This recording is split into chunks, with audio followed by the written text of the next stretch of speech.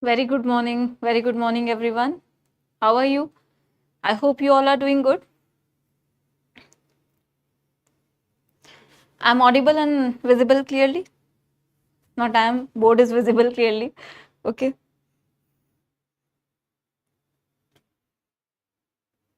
I'm also good. I'm also good. All right.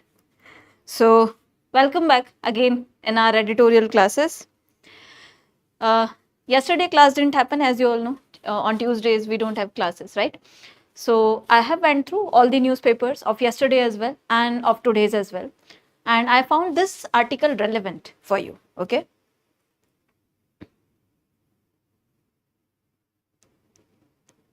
बहुत notifications आ गए हैं, समझ नहीं आ रहा कौन कौन से करें. Yes, that is a problem. But you cannot do everything at the same time with utmost efficiency. Select your priorities. Okay, you have to select only because it's their work to release their notifications. It's up to you.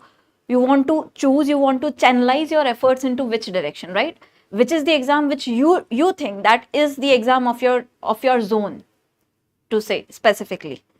Getting my point? So this is how you should decide. Your energy has to be channelized, your efforts have to be channelized in for which examination.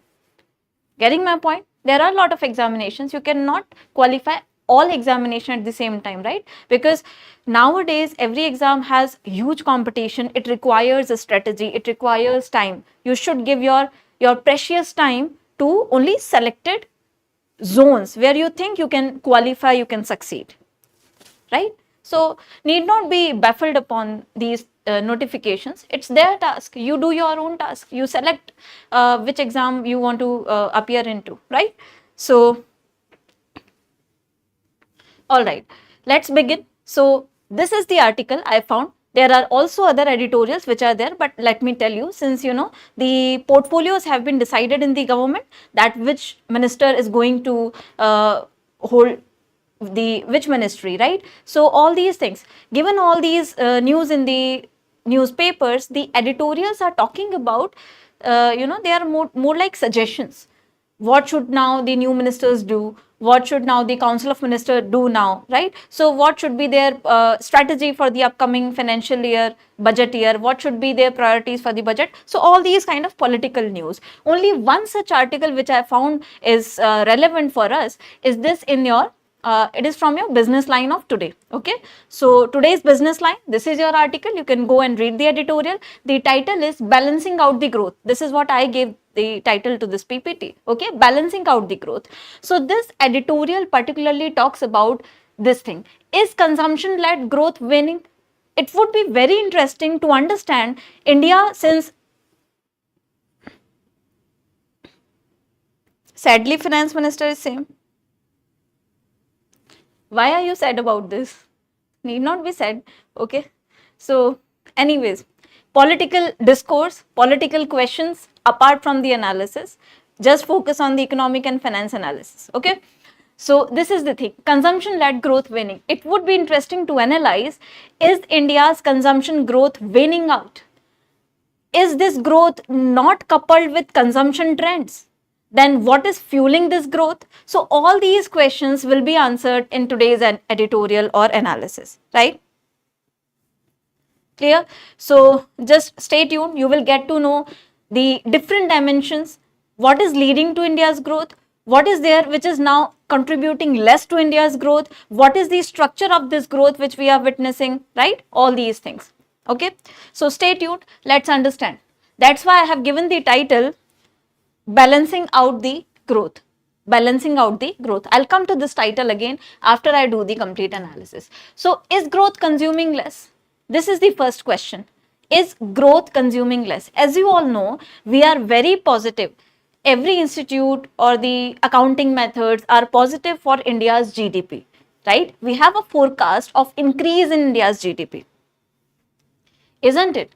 As you can see here, author says that India's real GDP growth is provisionally estimated at 8.2%, okay, by your national account statistics. So real GDP growth And if we are expecting real GDP to rise, you mean what is real GDP, right? So if I say, just let me know one thing, if I say, I give you two statements, okay? If I say real GDP only grows if there is real growth in the output in the economy.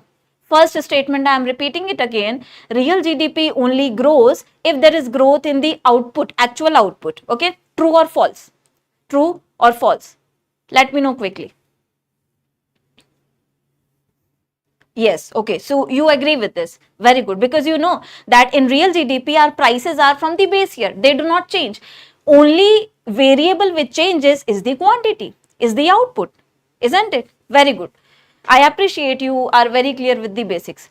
Nominal GDP, if I say nominal GDP can also increase due to increase in prices only. True or false? True or false? If I say nominal GDP can also increase due to increase in price only. False. False. Okay. Okay. See, nominal GDP, it can be the case. In nominal GDP, either price can increase, either volume can increase. Increase in price can be more than increase in volume. Increase in volume can be more than increase in price, right? So you are very sure about this, that in nominal we have the impact of prices as well, but in real, if it is rising, it is actually the output which is increasing, which means India is performing well on output or economic production front, right? So this is a good indicator, but this has a different trend going on along with this, which we will be discussing today, will be useful for you, right? Revealing an upward movement from the growth rate of 7% in the last financial year. Okay, now let's see. This growth was enabled by significant expansion of manufacturing and construction sectors.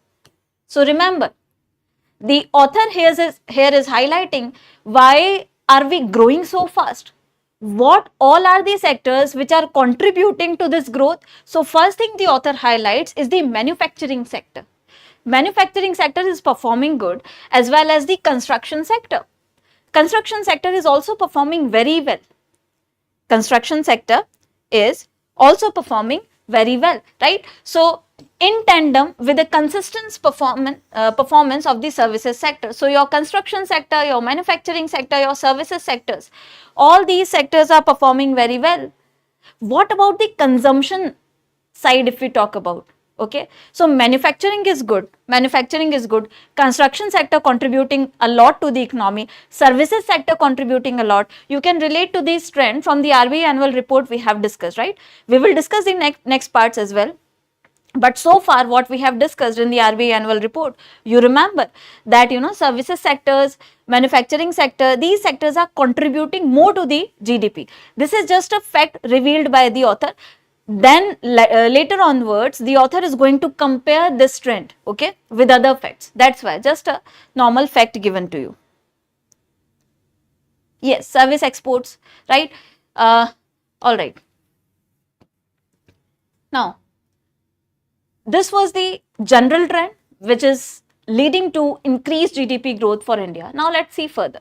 However, author says the demand side or the expenditure approach to accounting reveals a lot about a shift in the structure of India's growth force. So if you are asked whether India's growth is witnessing a structural shift in any of your examination, maybe in the descriptive paper, your answer should be yes. So India's growth structure, India's GDP growth is witnessing a structural shift. What is this structural shift about? It is that the demand side or the expenditure approach to accounting reveals that GDP is being decoupled with consumption side. As you all know, I always say in the class that aggregate demand is the driver of economic growth, isn't it? We have always discussed that aggregate demand is the driver of economic growth. But there is one important phenomena which will be highlighted here, that, you know, when economy matures. So it is a symbol that India's economy is maturing. When economy matures, we tend to consume less and invest more or save more, because what is not consumed is saved, isn't it? Y is equals to C plus S is an identity, not an equation. Identity which always holds true, isn't it? You remember Y, that is income, is equals to, is identity of C plus S. It is an identity. What is an identity? Which always holds true, right? So Y is equals to C plus S means income is what? Income has two constituents. First, either consumption or saving. So by definition, what is not consumed is saved. What is not consumed is saved, isn't it? So here there is a new trend which we need to discuss. Remember this equation? It will help in further analysis. It is an identity. It always holds true. Income is either consumed or saved, and that saving goes into investment. That saving goes into investment further. Okay. Now, second thing, econometric analysis conducted by the authors reveals that from 1991, India encountered a consumption-driven growth phenomena. You all know we have had LPG reforms in 1991. Liberalization, privatization, globalization. So in 1991, Indian economy was opened up at a more bigger level to the world. We were ready to face the world. We were ready to bring in the competitors into our market. You know that, right? 1991 reforms, we liberalized more, we globalized more, and we did more privatization. So given those facts, it has been revealed through data analysis that since 1991, Indian economy has been consumption driven. Remember, since 1991, Indian economy has been consumption driven. But there is a shift which is now going on. This is very important. Remember, this can be asked because you know Indian economy is maturing, and that is a sign of Indian economy being mature. Let's see what is it. Okay, so then the author says that the data in the chart or the data which is there in the calculations also suggest that growth in private final consumption expenditure, this is what we are talking about. Private final consumption expenditure. Okay, so we are concerned with the final consumption. Final consumption is not the intermediate one. Yes, not the intermediate one. Consumption of final goods and services which are ready for the use, not those who are still in the process of value addition. Okay, so those are intermediate goods as used as inputs and all those things. We are talking about those goods which are ready in the market to be sold or to be consumed by the consumer. Clear? So here, what do we mean by private final consumption expenditure? I told you, consumption expenditure is what? When you spend on consumption goods. You are spending to consume, not to invest. So you can have either consumption expenditure or you can have investment expenditure. Investment, when you invest on capital goods, when you spend on capital goods, which leads to value creation, asset creation. Yes, finished goods, isn't it? But we are talking about the consumption expenditure, okay? And that too final, which is final goods and services, which are ready to be used, and that too private. So here we are not including the consumption expenditure done by the government, remember, okay? So when I say private, there is no public, isn't it? Private excludes public. So public means government. Government also does consumption expenditure, but that is not included here. Here we are concerned with the private final consumption expenditure, and the data shows that private final consumption expenditure and GDP growth have moved in tandem with each other from 2012-13 till 22-23. So the author says, based on data, based on statistics, the GDP and the private final consumption expenditure in the economy are going together. It has been a trend from 2012-13 till 2022-23, very recently. But since 23 and given this financial year, ongoing financial year, this trend is reversing. Okay, let's see. So till this point they are going with each other, which shows that since 1991 and particularly in between 2012 to 2023, Indian economy was highly led by consumption demand, isn't it? So we were growing due to aggregate demand, and in aggregate demand, particularly consumption demand, rise in consumption demand. Okay, rise in consumption demand.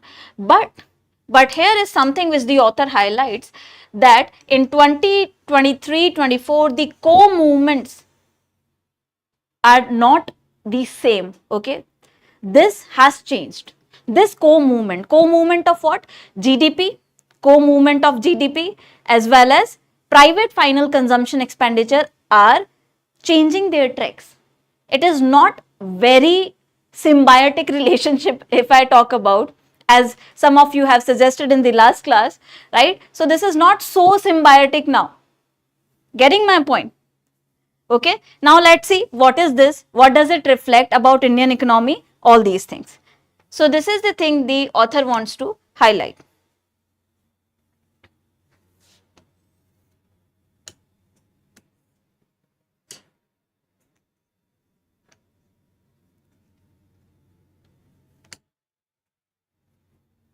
Okay, so now see here, private final consumption expenditure grew at only 4%. So now we have data to substantiate this argument. What is the data says? Data says that private final consumption expenditure grew only at around 4% against 8.2% of GDP growth. Almost half of it, isn't it? Which shows that GDP is growing, but consumption contribution to GDP is not growing at that pace, right? So this is the fact. Then the author says, interestingly, gross fixed capital formation or investment grew by almost 9%, more than the GDP, right? So here you see the trend. Notice this. What is gross fixed capital formation? GFCF, fixed capital formation. Capital formation is what? I have told you, investment is nothing. Investment is nothing but the process of capital formation. So whenever there is a word capital formation, it is investment. Yes, very good. And when we talk about fixed capital, so gross fixed capital formation, we are talking about those assets which are fixed, like machinery, like equipments, right? So fixed kind of capital or assets. Labor is a variable asset or a variable capital, variable input which you can have in the production, isn't it? Machinery, land, equipments, all these are your fixed investments. So in India, fixed investment is increasing. It grew by almost 9%, more than GDP, which shows that investment is leading to more GDP growth as compared to consumption. Consumption grew only by 4%. Investment grew by 9%. It clearly shows Indian economy now is being driven by more of investment than of consumption. This is a new trend. Remember, you can write it down. Okay, this is the new trend. Why is this? Is it common? Is it serious? Is it beneficial? We will look into these questions further. Okay, all right. So this is the thing.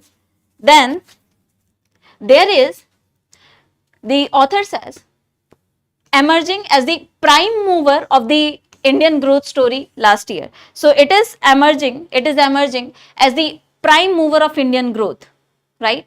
As the prime mover of Indian growth. There is at least a temporary decoupling of consumption and GDP, with investment picking up pace and acquiring a greater share of domestic product. Similar thing which we have discussed very recently, that it shows that there is a temporary, at least not permanent, but temporary decoupling. Decoupling of what? Decoupling of consumption and GDP. Investment taking the place of consumption as the contributor to higher GDP growth numbers or higher GDP growth, isn't it? So this is the thing.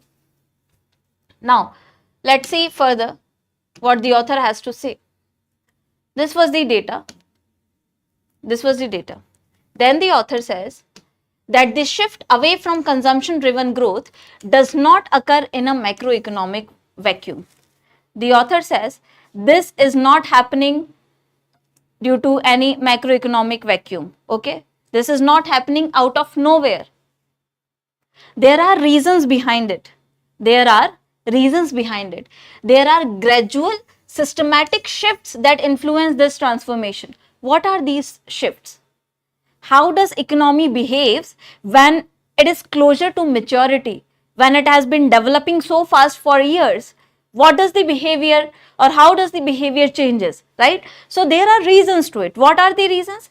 This can be explained best by looking at the economy as a collection of homogeneous households. So the author says, let's consider this like this. Let's consider it like this, that economy is a collection of households which are homogeneous. So we are assuming here that all the households in the economy are behaving rationally, behaving similarly, homogeneous, no difference. So if we consider that economy is a group of households, then understand this behavior. What is the behavior? As a household moves to higher income level, this is a pure economic concept as well. As a household moves to higher income levels, as people or household start earning more, per capita income increases. So when they enter into higher income brackets, its propensity to consume out of an extra rupee declines. Remember this. This is another important phenomena. There is a concept as well which can be asked directly in your examinations. This is known as marginal propensity to consume, MPC. You can write it down. Marginal propensity to consume. So author here has highlighted this trend, that it is due to MPC, marginal propensity to consume, that the economy is facing this decoupling of consumption growth with the growth of GDP. Okay. Now what is this MPC? This is not Monetary Policy Committee. This is marginal propensity to consume. Okay. This is marginal propensity to consume. Let me tell you what is it. Marginal propensity to consume. I told you this is an identity, isn't it? Income is either consumed or saved. Income is either consumed or saved. Now, there is something called MPC, which is your marginal propensity to consume. Marginal means an additional propensity to consume. Also, as per the Keynesian model or Keynesian economics, consumption is considered as a function of income. Okay, consumption is considered a function of income. Among other things, given other things, this is primarily which the Keynes focuses upon, that consumption is a function of income. If income increases, consumption also increases, but by what percentage or how much of increase in income will be allocated to consumption depends on the MPC, marginal propensity to consume. So this is nothing but the slope of this consumption function, consumption curve. Okay. What does this tell us? This tells us, given a certain change in y, delta y, given a certain change in y, how much change is there in the consumption? This is your MPC. How much does the consumption changes? So it tells us that, say, if there is a change in income, okay, by 1,000 rupees, okay, so 75% of it is spent on consumption, for example, okay, 75%. How much will be the MPC? Tell me. If I say change in income is 1,000 rupees and the consumption say changes by 75%, or if I say the MPC is equals to, let's take it like this, 0.75. What does that mean? 0.75. It means there is a 75% change in the consumption, isn't it?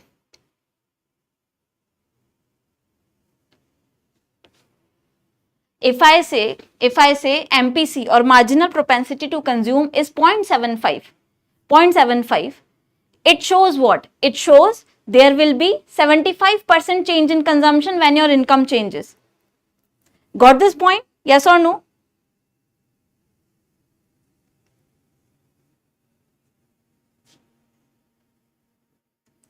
Yes? No? Anyone? Understood this?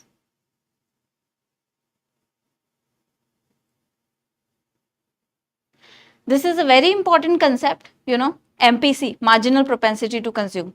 Understood? Right? So, See, generally it is less than 1.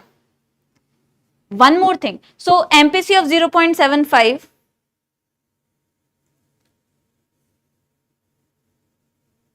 not understood? Let me explain it again. MPC of say 0.75 shows that 75% of change in income is going to consumption. So this is what the consumption is changing in response to your change in income. Okay. How do you calculate MPC? As I told you, how do you calculate delta C by delta Y? Delta C by delta Y. Okay. So if income changes by a certain percentage or number, in response to it, how much is the consumption changing? How much do you consume of that change in income? Remember, not the total income, of that change in income. So if I am saying that income is increasing by 1000%, your consumption, how much of that 1000, additional 1000 are you consuming is your MPC. Additional, marginal propensity to consume. Marginal means additional consumption. So how much of addition into your income are you spending on consumption? This is what MPC tells you. Clear? Now is it clear? Right? So it is addition in income which goes to consumption is your MPC. Addition in income which goes to consumption is your MPC. Okay? Can it be 0 as well? See, if MPC is 0, that means you are not consuming. That is very unrealistic, although we can say it can be. But you know, in that case, it would be too unrealistic to say that. Okay? If MPC is 0, that would show that you are not spending additional income at all. That would be unrealistic, although it can happen. Okay? And remember, as I said you, this is MPC. There is a similar concept called MPS, marginal propensity to save. Now again coming back to this definition, Y is identity of C plus S, right? So either it is consumed or it is saved, right? So if you are not consuming, you are saving. If you are not consuming, you are saving. Similarly, there is a concept of MPS, marginal propensity to save. Marginal propensity to save. If there is an increase in income, there will be a change. There will be a change in saving as well, isn't it? Since saving is also a component of income, right? Getting this point? There will be a change in saving as well. So what additional income, what part of your additional income goes to your saving gives you marginal propensity to save. Again, same formula, delta S by delta Y. Same formula. Okay. So effectively, if we are saying that MPC plus MPS will be equal to 0, it will be true, right? Will be equal to 1. Will be equal to 1. Sorry, I said 0. Will be equal to 1. Okay. So MPC plus MPS will be equal to 1 will always hold true. And there is a decline in consumption due to change in income, then this is also MPC. It will also reflect that consumption can decline as well. In that case, your MPS might be increasing, because either, that's why I said that information, you know, Y is equals to C plus S. Either you consume or you save. I told you that part of additional income which goes to consumption is MPC. Okay. That part of additional income which goes to consumption is MPC, and that part of additional income which goes to saving is MPS. Right? So if you are consuming less, you will be saving more. Got this point, everyone? Yes or no? So effectively we can say MPC plus MPS has to be equal to 1. Yes. Okay. MPC plus MPS have to be equal to 1. Right? That's the thing. Okay. Now you have understood that there is a concept called marginal propensity to consume. That how much of your additional income goes to consumption. Remember, additional income I am talking about, not the total income. Okay. I am talking about the additional income. Okay. Just give me a second. So here I am talking about the additional income, not the total income. Coming back to the analysis, the author says that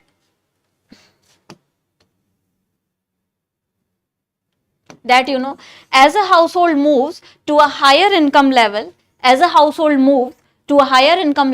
its propensity to consume.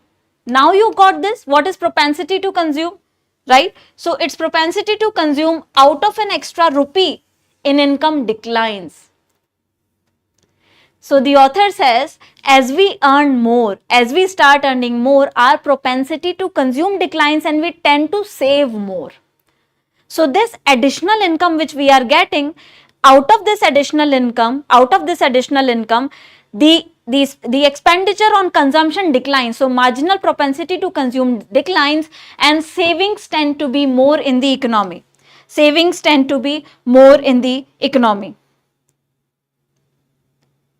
Whatever is not consumed is saved and vice versa. Yes. Then what do we take as additional income? See, why so much confusion? Additional income, I am saying, if you were earning say 1000 rupees, now you are earning 1200 rupees, so 200 is the additional income. Simple, right? Out of that additional income, what goes to your consumption and what goes to your saving is MPC and MPS. Getting my point? Is it clear now?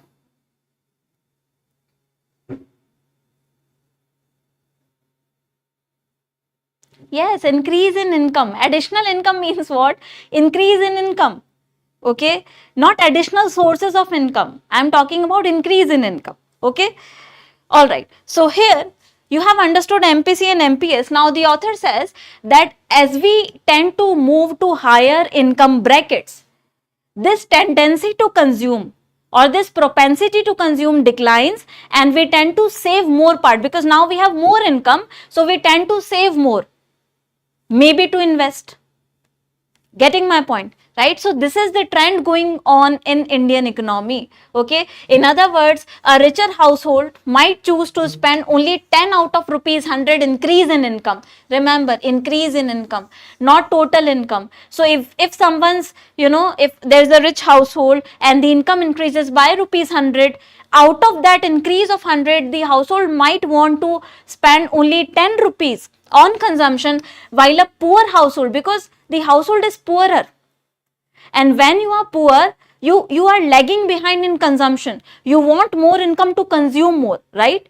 You were poor earlier, now you want better standard of living, so you will spend, increase in your income, you will spend more on consumption out of that increase in your income.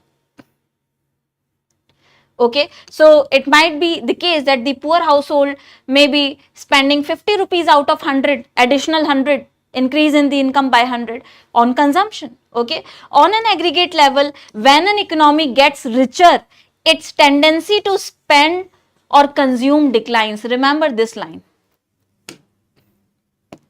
Okay, remember this line. When an economy gets richer, its tendency to spend or consume declines. Crystal clear? Okay, crystal clear. It has to be crystal clear. Okay, these are pure economic concepts and I told you the formula as well. Now remember, this thing I want you to remember always in your mind, that as the economy gets richer, its tendency to spend or consume decline. Why? You have more income. Now you are not poor anymore. You have more priorities to spend upon. Getting my point? This is the thing ongoing in case with Indian economy. Okay, let's discuss it further.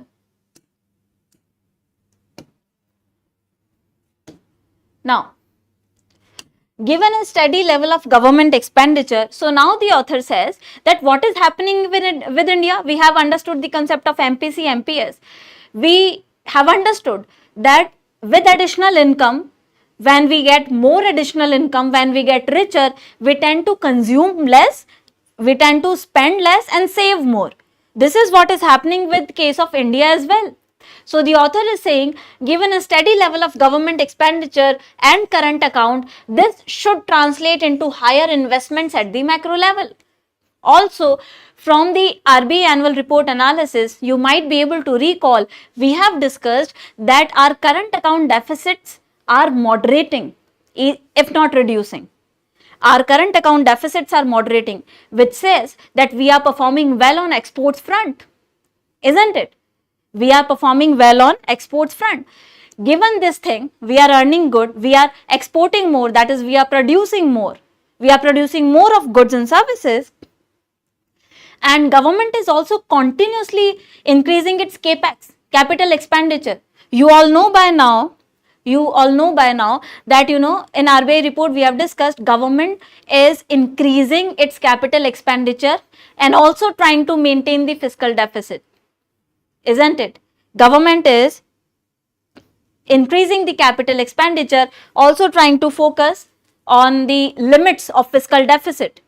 So given this fact that government is also continuously spending more on capital goods, we are exporting more, which results into more production, investments are bound to increase because our households are saving more, they are becoming richer. So if we are saving more, that saving goes to investment only, as you know, through the banking channels. We have discussed a lot number of times that saving gets as deposit into the banking system, and through banking system it turns out to be investment for the economy, right? So this is the thing highlighted again by author. What if inflation is rising? If the economy gets richer, we tend to spend less, means inflation is constant. Not in a pure economic term, we are not saying that always we will spend less. Inflation is there. We are considering inflation when we are saying that economy is earning more. Shreya, okay? When I am saying that economies become richer, I am accepting the fact that inflation is there because economy cannot grow without inflation. That is a fact, okay?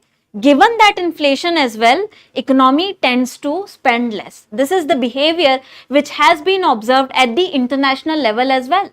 There are certain developed economies, the Asian tigers, including China, Japan, all these economies have witnessed this kind of behavior, this kind of trend when they were approaching to maturity levels. Understood? We are not ignoring the inflation level.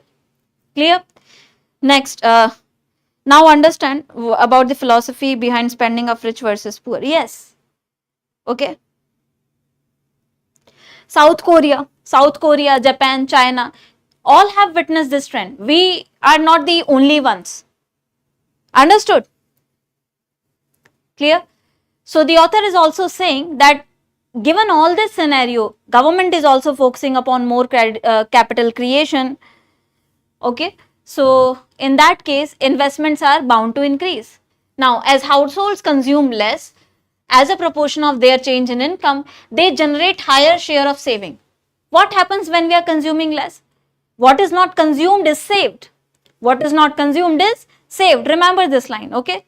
I am not saying this, Keynes said that, okay? So, what is not consumed is saved. So, when we are saving more, we are consuming less, we are saving more. This might be in the form of financial or physical savings, in any form, right? The presence of credit market channels. What are credit market channels? All your sources of institutional credit. All your sources of institutional credit. Isn't it? So, given the presence of credit market channels, these savings will be turned into investments. Isn't it? The people who want to invest take loans from the bank, borrow from the banks, commercial banks. The commercial bank gives our savings to them because they have their deposits with them, right? So these savings increasing through banking channel, they will be converted into investments. Investments will increase in the economy, and there is no shock in saying again the fact that investment is rising, say, by 9% while consumption only grew by 4%. Now you can relate to it. The facts which we discussed in the earlier slides.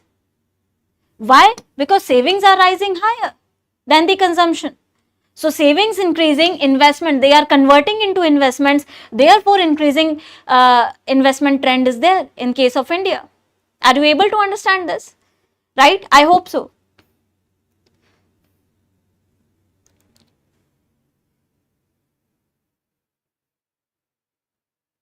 Yes, okay. So this is the thing. Have you understood up to this point? Very good. Okay, let's move further. Let's move further. Now, so consumption driven growth is not going to be sustained over time. Therefore, the author says, as we can see from this trend, this data, that consumption driven growth is not going to sustain. We have to focus on investment driven growth as well. So India is shifting from consumption driven growth to investment driven growth. That is a good sign. That is reflective of India becoming richer and mature economy. Getting my point? Since rising incomes will spur savings and reduce consumption share of GDP. Okay, Indian macroeconomy needs to possess a diversity of growth drivers and cannot rely on private consumption as its long-term growth enabler. So the author now is saying that since we have been witnessing this trend and the data analytics has been showing this trend, the data is reflecting that Indian economic growth is driven by more by investment as compared to consumption. So we need to focus on more of the drivers which are new drivers, the investment, as compared to our conventional method of analyzing the demand led growth model. Getting my point? So the author suggests that we need to capitalize upon this opportunity. We need to capitalize upon rising household savings, channelize them into investments, and then see the economy rising. Getting my point? Then the author says the government's emphasis on high capital expenditure, you can relate it to your RBI annual report analysis as well. We have seen in the report what is the trend, that although government is trying to limit the fiscal deficit, it is not compromising upon its capital expenditure duty. It is increasing its outlay for capital goods, which is a good sign. So government is also creating investment opportunities, creating assets, right, is appropriately timed. So the author is saying this is a good time. It is a time appropriate to do this because economy wants more investments. Economy is leading to higher investment led growth. That's why government's emphasis on high capital expenditure seems to be well timed, well coupled with the economic phenomena going on, and can help in creating business conditions. Now when investment grows and your government is also focusing on the similar thing, it would create business opportunities. Once business opportunities get created, you all know we will have more of economic activities, more of employment, more of production, more of income, and then again the cycle will go on because more income, less consumption, more saving. Got this point? Understood so far, right?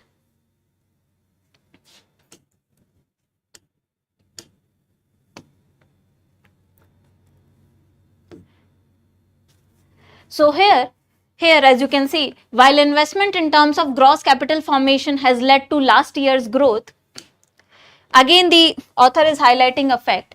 India cannot afford to do away with its organic advantage of consumption-led growth that can be driven by biggest consumers of economy, the youth. Picture till this point is clear to you all, right? We have seen consumption-led growth is now outpaced by investment-led growth in case of India. But there is one thing which the author needs to highlight. Author is saying you should not ignore there is another phenomena going on in the economy, which is your demographic dividend. The concept of demographic dividend, you all know. When an economy is said to have been in the phase of demographic dividend, it means dividend is what? Profit, share of profit, right? So when we are considering that our demography will reap us profits, dividend, when your working age population is highest, out of your total percentage population, the people in the working age group, 15 to 59 years of age, are the maximum, then you are said to have demographic dividend. This is the concept of demographic dividend. When an economy or a country has more population in the working age group as compared to any other group. As you know, you might have heard about Japan and China, that their population is aging, but Indian population is youth. And when we are youth, we can capitalize upon this opportunity because youth is working. Working age population is an asset to the government or is an asset to the nation or to the economy because they earn. When they earn, they contribute to the overall economic growth. Isn't it? So author is highlighting that we are one of the biggest consumers as well. We should not ignore this fact. So we have to strike a balance in between. Okay. Today, India enjoys a unique demographic dividend. I have told you what is demographic dividend, right? When your population is more in the working age group. So it is an asset for you. With more than 55% of the population below the age of 30. More advantage. When you are below the age of 30, you are more youthful. You can work more. You can contribute to economic growth more, right? Given this fact, fiscal measures to increase disposable income among the youth are important for India. We should not ignore this fact as well, that we are reaping demographic dividend. We are in a phase of demographic dividend. So we need more job opportunities for the youth so that they can increase their income. When they increase their income, the economy will become richer, and when economy becomes richer, we know that we tend to spend less and save more. So again, that cycle will continue, so that part of investment will also not get compromised. This will help in furthering the investments only. Getting my point? Understood this concept? Yes or no? Understood?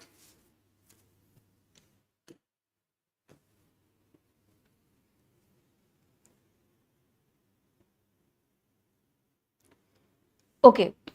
I am assuming you have understood, right? So this is the thing. Now the solution given by the author. So now what to do? I am asking you guys, all of you, give your opinion. I am asking you the question, shall India go for consumption-led growth or for investment-led growth? Give me your suggestions very quickly.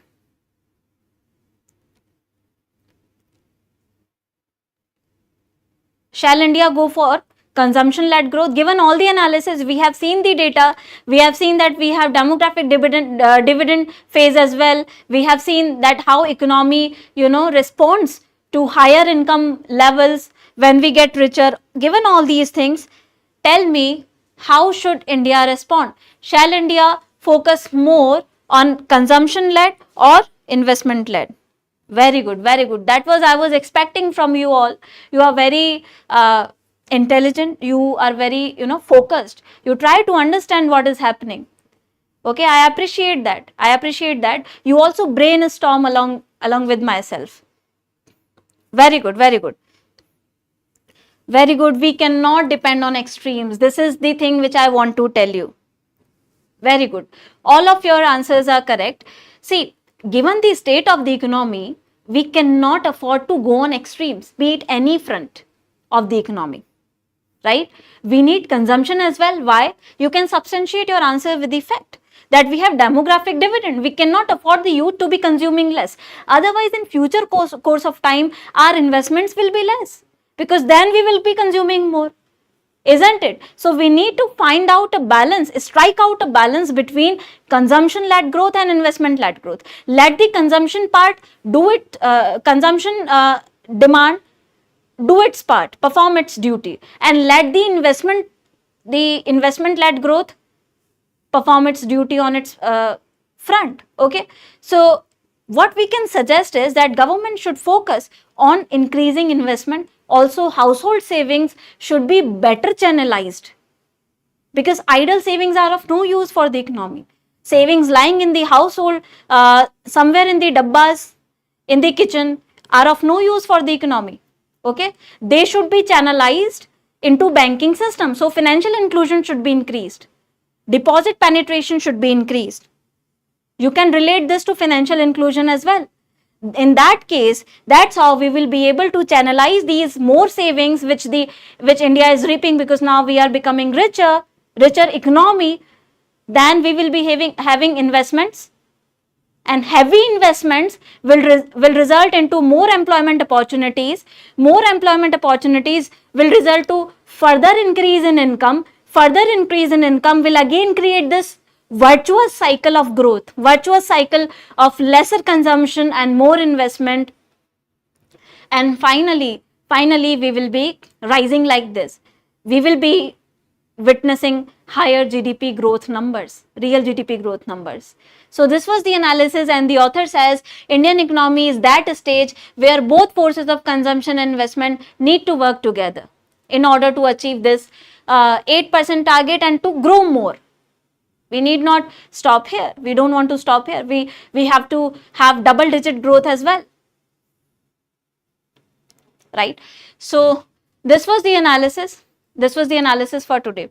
I hope this was something interesting. You have got to know about a new trend of the Indian economy. Now you know that Indian economy is more investment led than consumption led. You have data to substantiate. You have arguments to put in, right? So is there any doubt from today's session? Yes, that can also be used to bridge the gap. Any questions so far from today's session? I will welcome if there are any doubts. I'm waiting for your questions if there are any.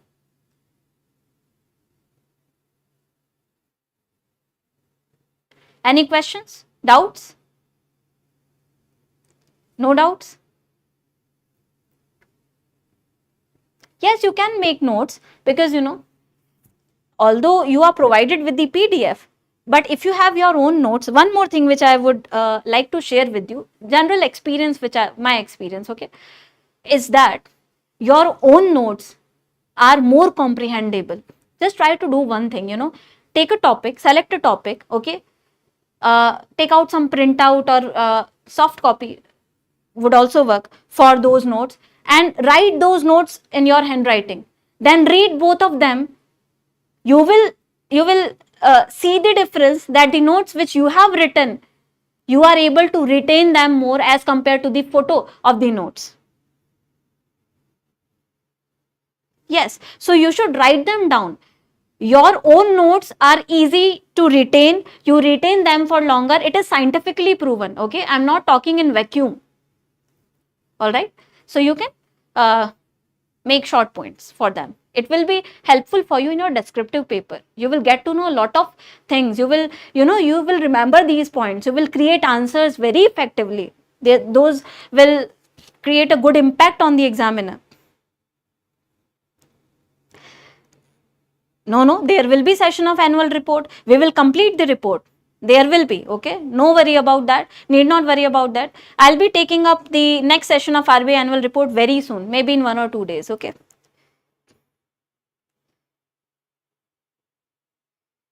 We will not leave it incomplete. We will complete everything which is there important for you and not repeat it in the report, because it is a huge report, and there are a lot of things which are repeated. So we are trying to figure out what is being repeated.